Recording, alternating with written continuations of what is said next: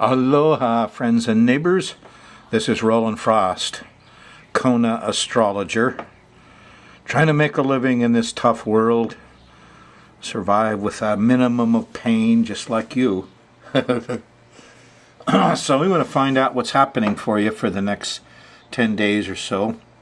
We're going to go over the sky mirror first in this show and see what's coming up. It's kind of fun. Watch it happen after you've already gone through the time track, so to speak. One of the most interesting things to happen in your next week is there's a new moon Wednesday at 7 degrees of Gemini. Now, 7 degrees is kind of interesting because it trines Mars. Mars you've been having so much trouble with, which is at 9 Libra. Gemini, Libra, air signs, huh? Squares Neptune.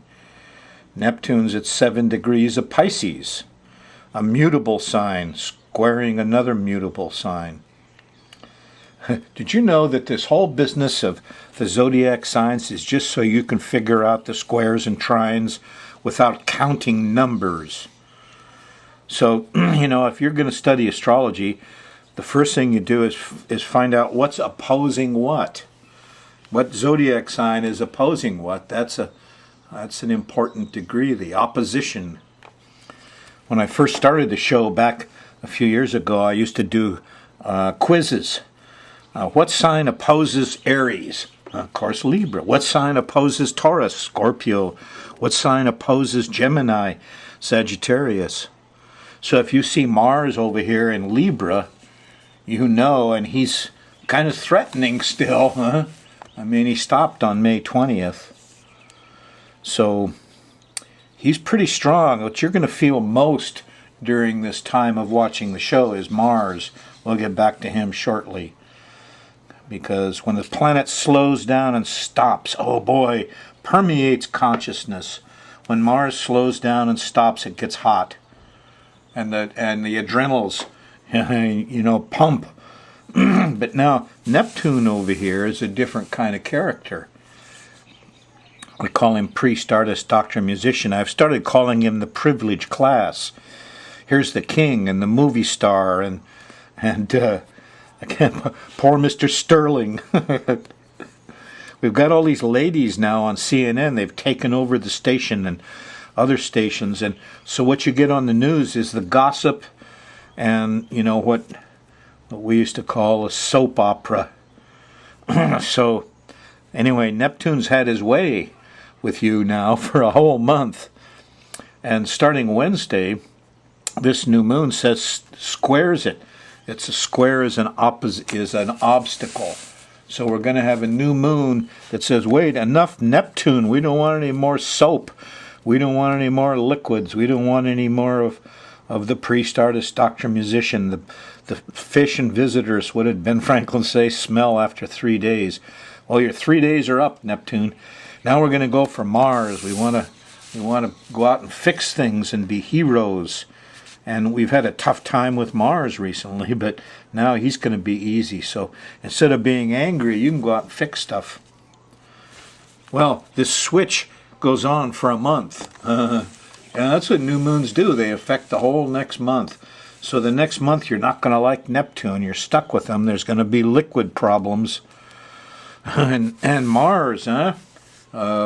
Everybody's going to love the military. Sheesh, the heroes. Well, it all switches on Wednesday. Before you get there, let's see how it goes. If you're on the Thursday show, the moon's in Pisces here, a water sign, a mutable water sign. It switches into Aries, the moon. We're just running the moon around the edge of the planetary pattern. And as it does, it makes angles, squares and trines and oppositions. And so when it starts Friday morning here, you get a nice sextile to the sun. And everybody gets up kind of purposefully. We're going to, it's after breakfast, almost to midday here. But you'll find you have a plan and you're getting things done. And Friday was a fairly good day. course, once the moon switches at this point and goes into Aries, then all the Aries stuff gets accented for the next 2.5 days. And there's a lot of strife here. Here's the Grand Cross remnant that you remember. It's loosened up a little bit, but it's still there. And you're going to start feeling it Friday night. In fact, well, you'll feel it all day Friday. Can't help it. And the first thing that happens is the opposition to Mars. Damn those young men, those military, those fires, those fights. You know, that Mars can't stand. But in my time here, I'm on the 7th of May. It's the Boko Haram have got 200 girls kidnapped, and they're going to sell them for $12 a piece. And that's Mars. Those young men, what are they doing? I think their name means the heck with Western education. They're against all Western education. Very interesting. But the world's going to be against them here, big time, Friday night, the 23rd. And you could be angry. Ask yourself what you're protecting. There's physical work to do. Mostly hard, though, difficult, because Mars has squares and oppositions. And the more angry you get, the worse the problem will be. It'll turn in, instead of fix it, it'll turn into accidents and injuries. And Friday night's that kind of time. So it's not a good time to be out on the roads, not a good time to argue with anybody, and you'll feel like arguing. And that could go through Friday night and well into Saturday morning. The moon's still in Aries, and there's a square to Pluto at 13 degrees. That's just about breakfast time and early in the morning, and suddenly, eek, a bug, territoriality, power trips, control trips, and, you know, coupled with Mars, it's not too good. It takes Mars to extremes. And so here, Mars, not only is it being hot and there's fires, but now it's life-threatening almost Saturday morning. And as you go through Saturday, the 24th, here's Uranus at 15 degrees. Suddenly there's a glitch. You know, that happens breakfast to lunch in the middle of Saturday. Depends on where you're at. But it's uncomfortable. You feel alone.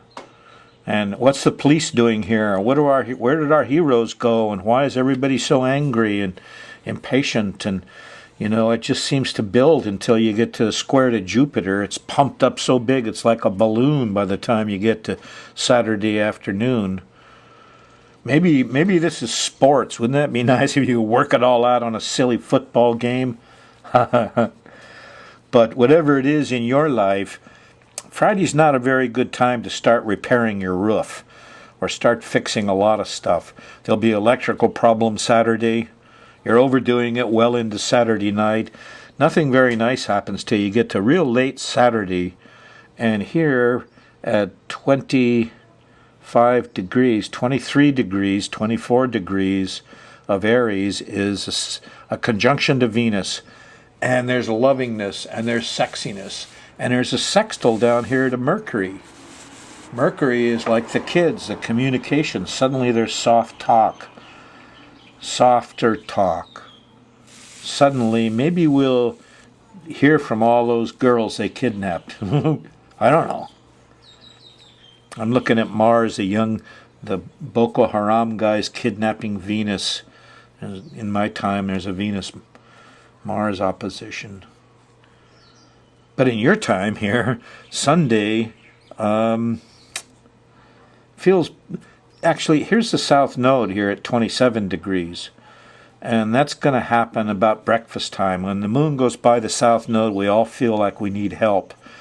We're kind of weakened. Here's the girls and the kids, and we need help. And let's help. Let's mother some people here Sunday morning. That's what it's about.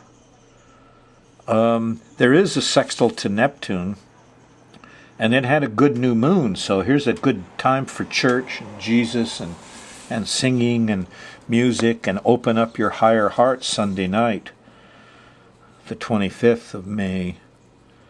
And you better catch this one, because on Wednesday there's a new moon. It takes you away from the Neptune period, so sing your songs, write your poetry, sit under the tree, watch the colors. Watch the nature program on public TV. Sunday night could be quite nice. And, a little music helps a lot. As I say, music calms the savage beast. Not modern music. Got to go back to 60s music and even further, Bach and Beethoven and stuff. Monday, the moon's still in Taurus. The moon shifted into Taurus about noontime on Sunday, and when it did, you got the sextile to Neptune, and you start feeling better about everything, and the belief comes back, and Sunday could be quite nice. Monday morning, the 26th, here's a trine to Pluto. We feel like we got control, and everything's going to be okay, and off we go until late Monday night. This is about 9-10 o'clock. The moon opposes Saturn. Uh-oh. Where's the money? Where's the time? We all feel restricted. Why are those guys in the suits and the ties, making all these decisions? And are they really helping us? Well, there's a sextile to Jupiter. Somebody's getting rich. There's a lot of laughing here. I mean, the time that you're in, there is a Jupiter trine Saturn. Here's your Democrats, here's your Republicans, and they're kind of in harmony at 19, 20 degrees. Of course, they square in quincunx Uranus. There's no environmental work going on. Oh, let's not talk about climate change or global warming or, the drug war. No. Well, Tuesday, the moon's still in Taurus and stays there until dinner time, and then shifts into Gemini. And once that happens, all the vibes change again for the next 2.5 days. And you're in the new moon zone. There's a square to Neptune here that's, it's Wednesday, 2 a.m., 6 a.m., 8 a.m., 4, 6. So this is 6, 7 o'clock in the morning, and Wednesday, and the moon's squaring Neptune, and there's confusion and delusion. And as you go into the new moon, it just accents it all. Now, where's that bad smell come from? Well, the answer is with Mars. Mars says, yeah, I'll fix this thing. And Mars comes in here, about lunchtime and in the early afternoon. There's a trine to Mars. And this could be liquids and leaks. And I got a leak under my sink. I can't believe it. I keep putting newspapers under there to soak it up. But I know I have to face this leak under the sink. Ugh. Well, anyway, I'll wait until there's a trine to Mars, and I'll be the hero and fix it. Wednesday night, late, about midnight or so, here's a nice sextile to Uranus, and the higher mind comes out. Rationale, secularness, think this out, use common sense. If you're up late Wednesday night, you'll see. Turn on the internet or your TV. It'll just be all... Wednesday night I've learned is Nova and Nature on PBS. So I save Wednesday night. Yeah. Thursday, the moon went into Gemini on that new moon, and it all changed Wednesday.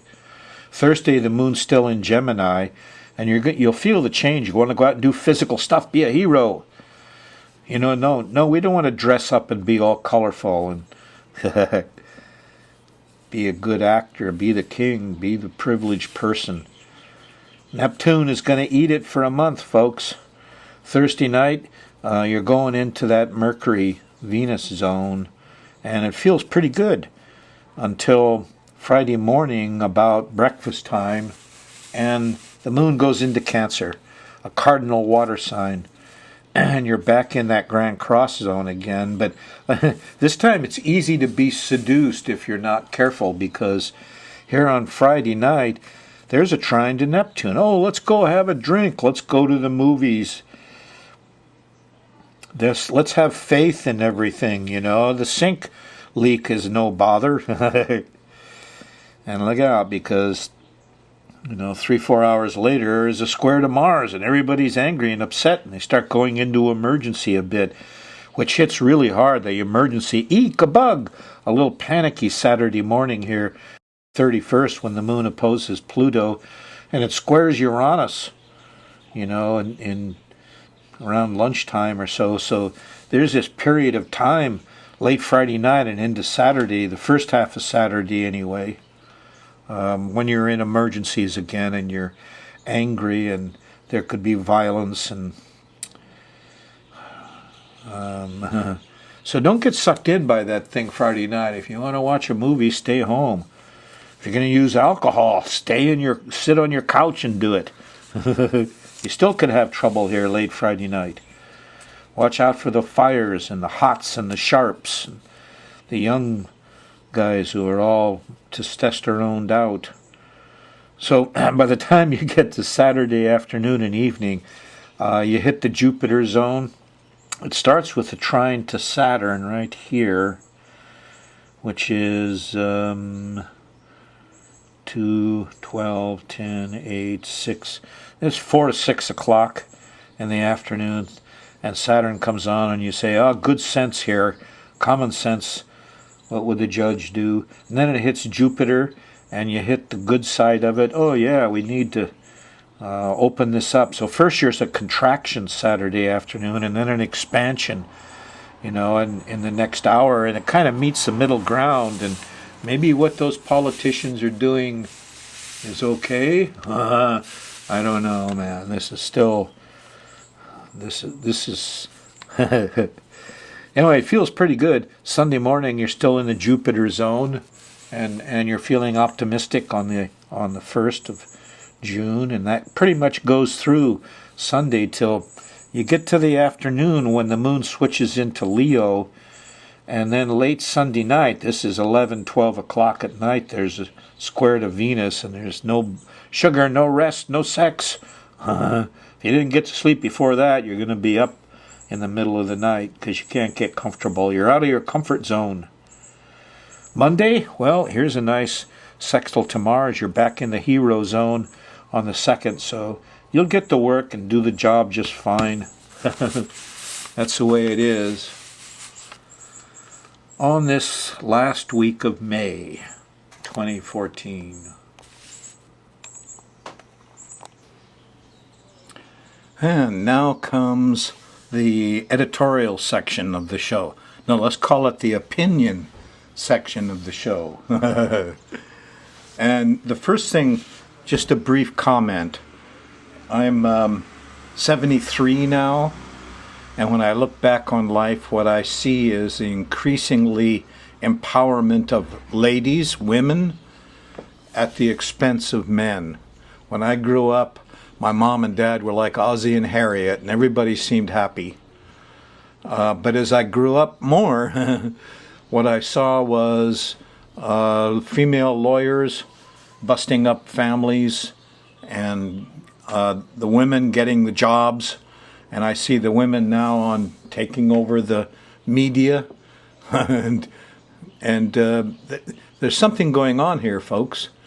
I used to think, gee, what a shame it was that the ladies of our nation voted to stop all alcohol consumption and led us into a horrible period, of gangsterism and things. And I wonder, whether the politicians are catering to ladies about the was that Ronald Reagan in the drug war? Whatever it is, the women have really taken power. Almost everybody I talk to now in business is a lady. And you call a store, you call anybody, you get a lady. And there's panels of ladies commenting on the news, and they go on and on and on about the poor basketball team owner Sterling, and they stole his private information, and now they're trying to string him up for it. I'm sorry, it's a soap opera, and I'm wondering a lot about what the difference is between men and women here. Well, one of the men I grew to respect was Werner Erhard, the S trainer, and his first lieutenant Stewart trained me.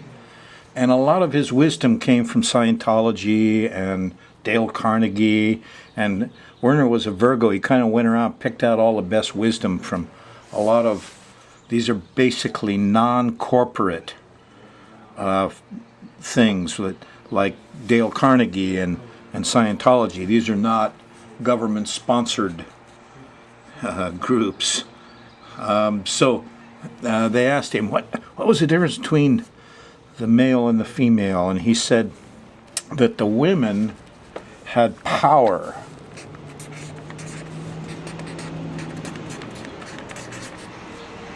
Power, yeah. And the men had imagination.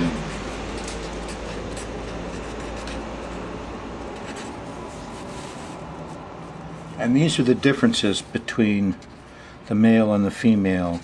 The female has power, the man has imagination. So if you have a whole bunch of females around, they'll control things.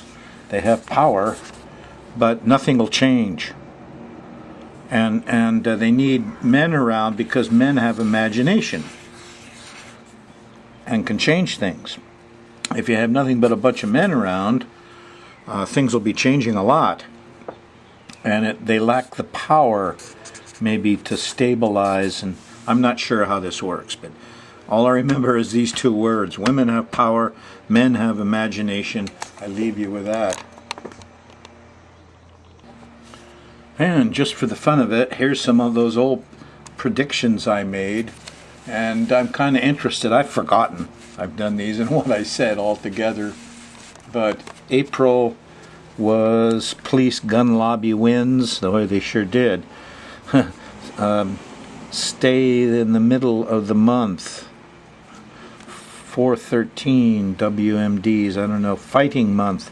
Rebels attack. May.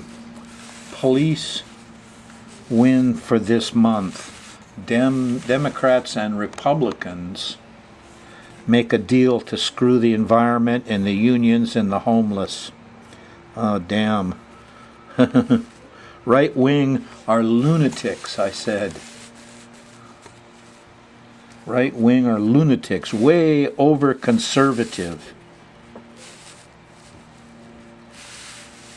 528 new moon on U.S. Uranus. Everyone watching. Okay, this is on the USA chart, and maybe we'll get into that next week. I'm not sure. Anyway, there's May for you. Why am I here? What is my karma? What's my purpose here? Is there a plan for me? Which part do I play on the world stage? These are questions, my friends, that you can answer with the ancient science of time, the science of astrology. Takes a little study. Yeah.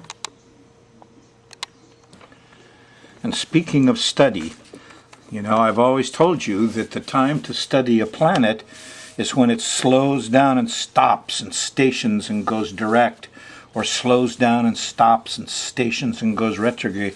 It's when it slows down and stops, which Mars did just a couple days ago for you. So here's a way to study Mars. As you may or may not know, this is just a picture of the sky, and the horizon is here. And so as this sky turns once every 24 hours, right, what happens is Mars hits one of the four angles, the four compass points. Those are the important things: the north, south, east, west.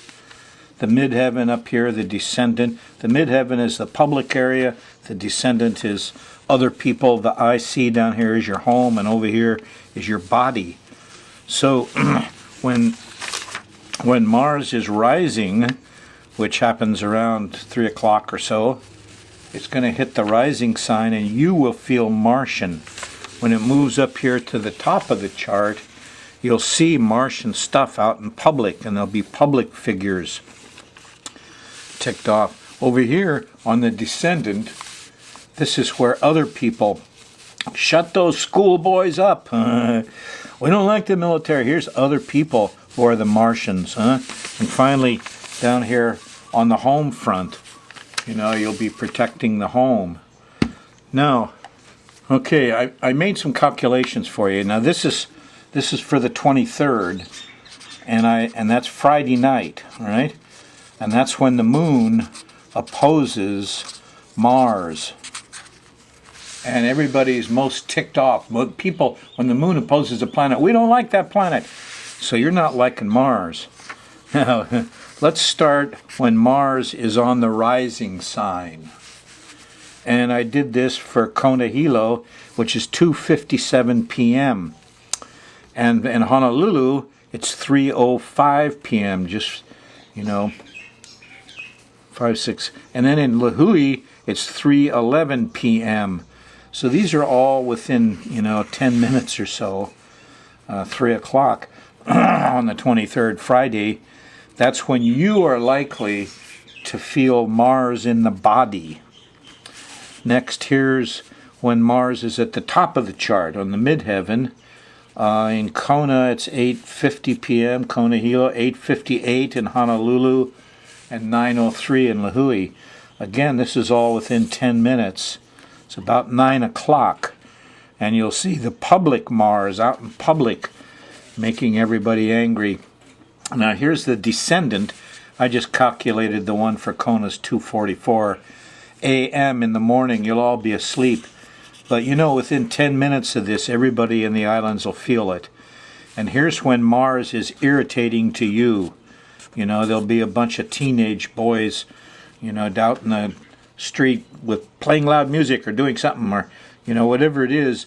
This is when you don't want to fight at 2:44 a.m. because Mars is on the other guy's side. Finally, Mars goes to the bottom of the chart. That's 8:49 a.m. Saturday morning. And if you get up Saturday morning, you may find you have to fix some things at home, and you could have some hots and sharps there and some strife, and you may wind up protecting the home. So there's 4 times when it hits the rising sign, the ascendant, you feel Mars. When it's up here at the midheaven, you see it in public. When it's over here on the descendant, other people are the Martians. Doggone those people. And when it's in the IC, it's in your home. 4 times in every 24 hours, and you're going to feel this Martian vibe. It's a good time to study it. Yes. Study this bugger, because he's going to be around all your life. Trying to clean part of my house up, and this old book came out at me. I hadn't seen it. Emerson's Essays. Sergeant Kaufman gave me this book when I was a very young man. The Essays of Ralph Waldo Emerson. Thoreau with Walden Pond was his employee. And Sergeant Kaufman said, America started and stopped thinking with Emerson. My sister made this. Nature gives to every time and season some beauty of its own. Emerson. Wow.